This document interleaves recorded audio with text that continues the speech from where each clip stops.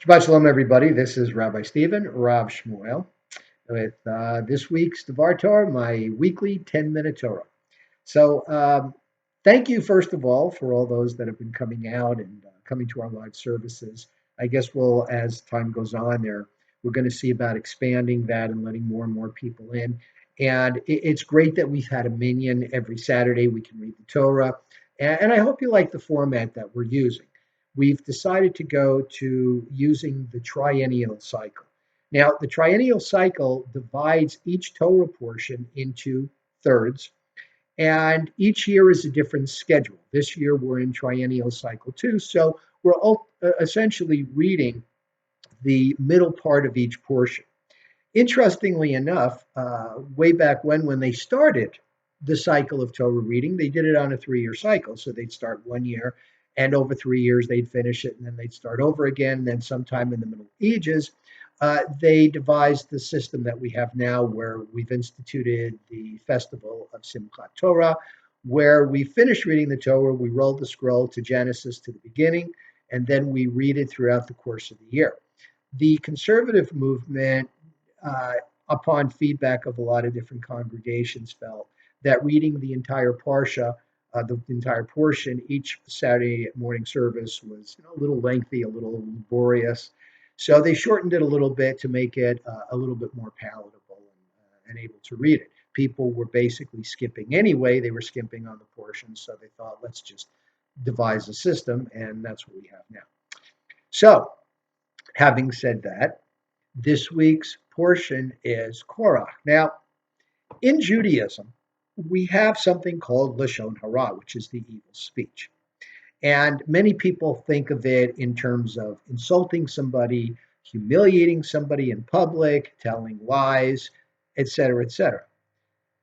Many people don't realize that Lashon HaRah can also involve the truth. That's right. If you hurt somebody by telling the truth, then you don't say it. That's Lashon HaRah.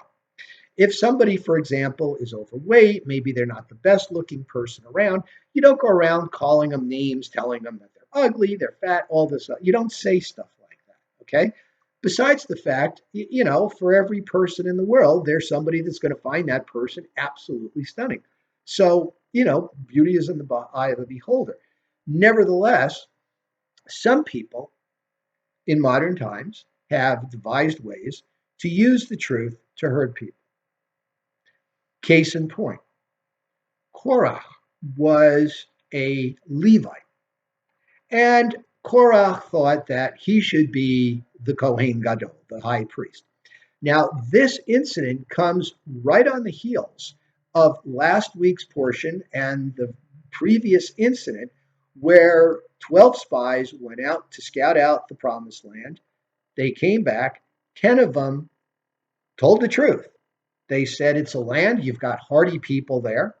They're warriors, they're very strong, there's all this great produce, but there's no way we're up to the task. We can't defeat them. The farming's going to be treacherous. It takes a lot to get the land to grow, etc., etc., etc.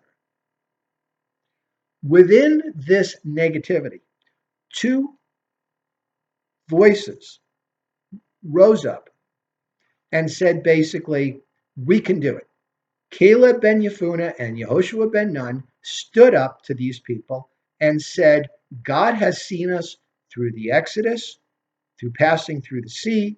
God has quenched our thirst with giving us wells of water.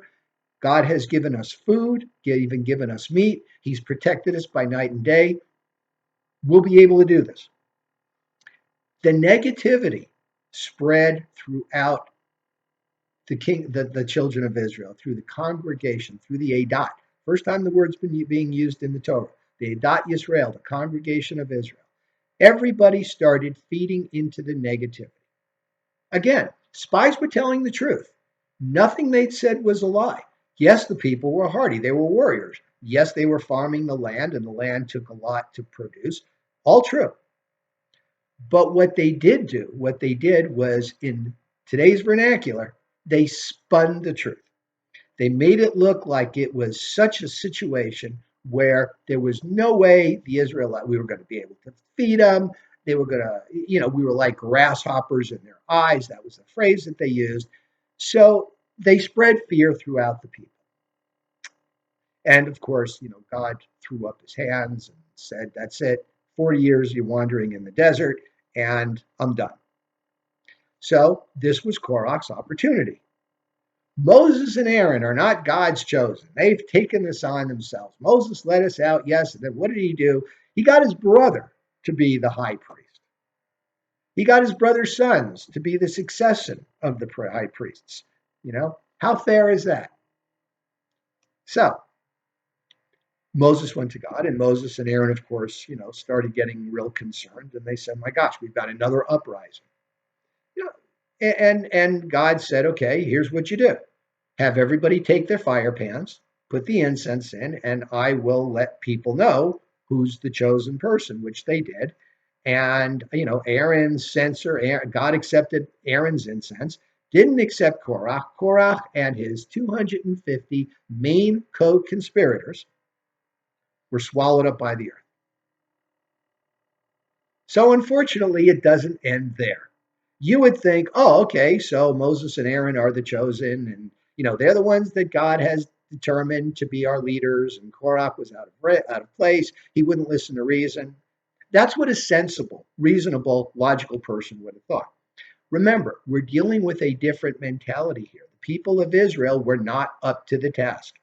They didn't trust in God to go conquer the land, and they're not going to trust this incident. They're not going to trust what they see, what they saw. They're not going to trust it, and now they're starting to murmur again. Moses and Aaron had these people killed by the incense. Now they don't trust the incense. You see how this irrational perception starts to spread and snowball. Now the people come down with a plague, and Aaron has to go and intervene with his incense. Now the tribes are concerned about, is he really the right person? So now Aaron and the heads of the other tribes have to take their staffs, and God's going to determine who is the rightful leader based on what happens to their staff. And Aaron's staff blossoms almonds right away. The other staff's nothing. So it's a really interesting case that speaks to us today. People don't look at reality. The children of Israel, okay, yes, they had a horrible background. They were abused by the Egyptians. There was institutional, governmental abuse, governmental sanctioned abuse, where the Hebrews were put to work. A lot of times the work was nothing just to make work, just to break them, just to kill them by overworking them. And they couldn't see what was going on in front of them. They had those experiences color their perception. They couldn't understand that after everything God has done, taking the land, it should be a piece of cake. Plus, don't you want to be free? Don't you want to live on your own land? Don't you want to enjoy the fruits of your labor?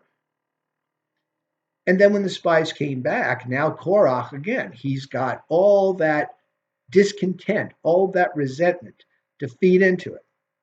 And what does Korach do when he spins the truth? How did he get the people to really side with him? He tells a story. A widow has land, right? And she's farming the land. And Moses appears and takes her produce because, she can't have any produce for the first 3 years, right? Because you plant a tree, you have to leave it sit for 3 years. And then in the 4th year, it has to go to Moses. And then in the 5th year, it has to go to Aaron, et cetera, et cetera. And then the gleanings, everything that drops, has to be for the poor. She's got nothing to show for her labor. She's giving it all away. Then she buys sheep, right? She sells the land, buys sheep, decides to be a cattle herder or a sheep herder. Same thing. She's got to give away the firstborn. And this is what Korach does. He takes the commandments, he takes the laws, and he spins it to make everybody think how absurd they all are. And people couldn't see past the point where it's only a tenth. And the reason we let the land, the trees lay fallow for 3 years is because in the 4th year, you get a bumper crop. And okay, yeah, you got to give it to the priest, but after that, you're in good shape. People couldn't see that. This is what a demagogue does. They use the truth against you. Korach said, okay, we're supposed to put a blue thread on our woolen garments, right? The til techelet, a piece of blue thread. What if the whole garment is blue? Do you still need the thread? And Moses is like, yes, you do. So Korach is trying to make all these laws look absurd and trying to figure that it's Moses' law, not God's. But unfortunately, he had to learn the hard way. And this is what happens when people spin the truth. The truth comes back to bite them, as the expression goes. And that's what happened with Korach and his followers. So it doesn't mean you can't have any complaints. Moses would sit there all day taking people's complaints and working them out. That's what you do. He was the first customer service person, right? But it's the way you handle it. Open your eyes, take a look at what's really going on. That's the lesson. Okay? Shabbat Shalom. See you in services Friday. Thank you very much for listening.